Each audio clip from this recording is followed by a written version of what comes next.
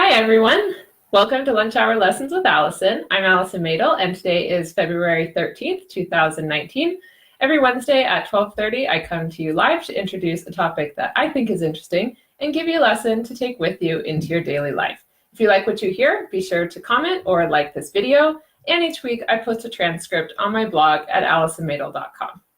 This week we're going to talk about soaked and dehydrated nuts and seeds. That's the topic for today. So I really like doing this, and most of us already know that nuts and seeds are really power-packed with minerals and good fat and all sorts of other goodness. They're a great snack, but there's an easy way to make them even better, and that's what I'm going to talk about today. So I've taught a few people how to make soaked and dehydrated nuts and seeds this way, and it often becomes a habit that they integrate into their daily lives because it's not that difficult and they taste really good. So along with homemade yogurt, it's probably the most popular food preparation strategy that I share with my clients. And I talked about homemade yogurt back in lunch hour lesson number 4. This lunch hour lesson today is going to be sort of a question and answer format. The first question is, why are soaked and dehydrated nuts and seeds better than just eating them raw, straight out of the bag? I have a few kind of answers to that, so I'll go through them here. The first one is that plants, including nuts and seeds, don't want to be eaten by animals or by humans, but they don't have claws to defend themselves. So instead, they have chemicals inside of them that are irritating substances inside their cell wall and tissues that prevent them or try to prevent them from being eaten. That's just sort of an evolutionary adaptation that plants have to keep them from being consumed. So the second thing is that nuts and seeds particularly have something in them called phytic acid. And phytic acid is a substance that chelates or draws minerals out of the body when it's ingested and then be eliminated. So if there's a lot of phytic acid in the foods that you eat, then it can contribute to mineral deficiencies. In my case, another issue is that I noticed that eating raw nuts and seeds can give me headaches, very strong headaches. But if I soak them and then dehydrate them, then I don't get these headaches. So that's kind of cool. Putting the nuts and seeds in water to soak them, it's kind of like pre-digesting them in a stomach that's before it gets to your stomach. And so it's much more efficient way to break down kind of a tough outer shell and the nut itself. Plants are really powerful, so preparing them properly does ensure that we get the maximum nutrition from these foods. And also, when we pre-soak them, important enzymes have time to be activated. And I've talked about enzymes also in one of my other lunch hour lessons. I think it was number 3.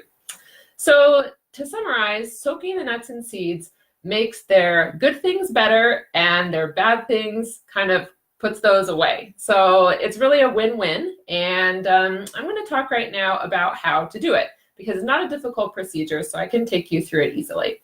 To do this, I'm going to do something kind of new here. I'm going to share my screen and see if I can do that, although right now I'm not seeing a way to share my screen. That kind of went away. So I think I will not do that then, unless, if you bear with me for just a second. Nope, I saw it before I started, but I don't see it anymore. So we're just going to have to talk through it. That's fine. So the way that you're going to prepare nuts and seeds at home, I really encourage you to use a practice batch of almonds. So that's really an easy one to start with. So buy a bag of unsalted raw almonds. Wherever you go grocery shopping, you should be easy to find. And pour them, when you get home, pour them into a bowl. And you're going to add 1 tablespoon of sea salt. So any kind of sea salt that you like, but make sure it's not table salt. So you got your almonds in a bowl, you put in the sea salt, and then you're going to add enough water to cover the almonds by about 3 inches because the almonds are going to expand when they soak and we don't want them to rise above the water level. So about 3 inches of water. Just stir everything around and let it kind of get settled.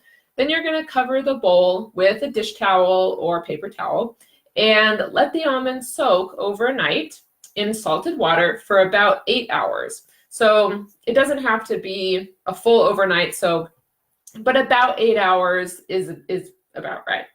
So then in the morning, say you soaked them overnight, you can drain off the water with a colander and keep the soaked almonds.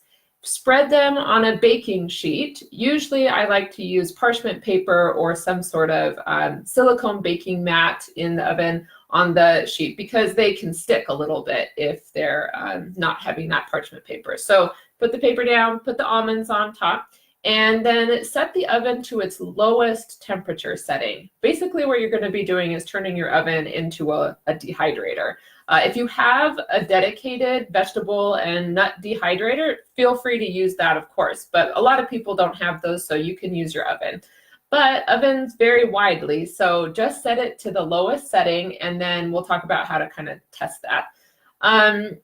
You probably will dehydrate them for about 2 to 6 hours. That's what I mean about them being kind of variable, and that's why you're doing the practice batch with this small bag of almonds. And you want to kind of test them as they're dehydrating once in a while. I'd say every half hour or so, once it's been about 2 hours, just to see if they're done. You want them to be real crispy, so don't be afraid to wait until they get that crispy taste.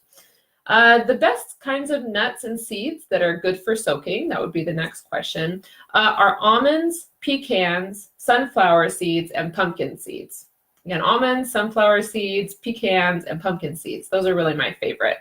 Macadamia nuts should be soaked. Don't need to be soaked. So you don't need to soak macadamia nuts, but I like to put them in with the mix after the others have been soaked and dehydrated. A couple more helpful tips. Because you are going to do that test batch with the almonds, once you know how your oven works and how long it takes to dehydrate them, then you can add more and make a big batch, and you can have them on hand for a long time. So different kinds of nuts and seeds can also be mixed together in the same soaking water. You don't need to reserve a special bowl for almonds, a special bowl for the pecans and such.